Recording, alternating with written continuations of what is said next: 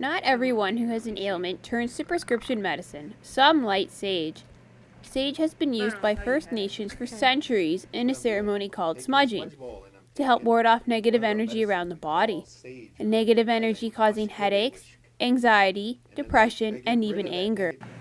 On your hair, because that's where we hold negativity in our minds.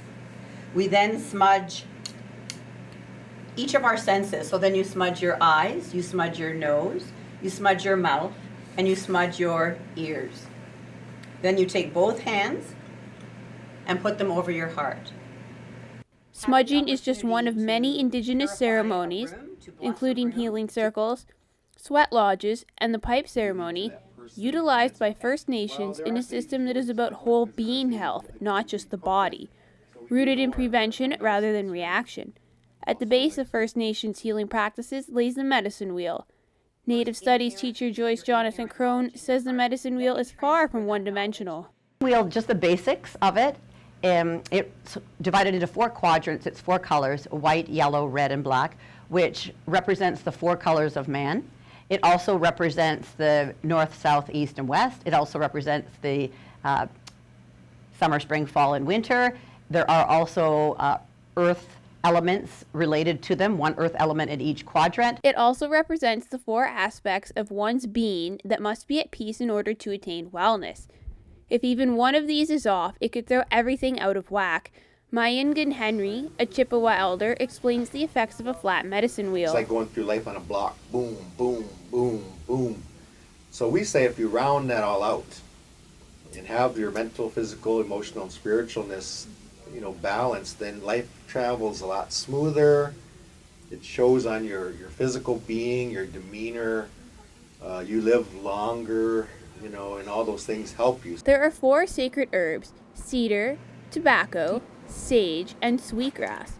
The herbs are used to purify mind, body, and soul.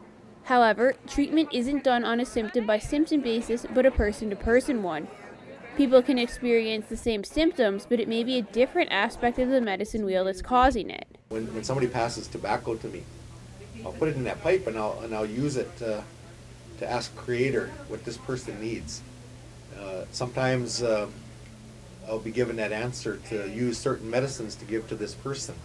So it's very individual and it's very unique to that person, and it's passed on right through our Creator. So up until the 1950s, practices such as smudging were legal in Canada in an attempt to make First Nations more European. It's been a long road, and not all First Nations were allowed to grow up experiencing their history and culture. They want to change things for current and future generations, and for the Western world to realize modern medicine and the old ways can coexist. If they give us a pill, the doctor says take it, you just take it. You don't even question it, right? But if you ever broke down the components of that pill, it's actually the same components that's in the willow bark or some of the medicines that I just talked about. Not everyone is on board, though. Some people, like Jennifer Sutherland, a nursing student, think it takes more than herbal remedies to be effective. Doctors go through at least 8 years of medical residency and schooling in order to have the right to diagnose and treat patients, and I don't think that somebody that is just working off of pure herbs is going to have the same effect as somebody that's worked in the medical field and knows exactly what treats what. One thing both sides can agree on, laughter is the best medicine. For Spoke TV, I'm Sarah George.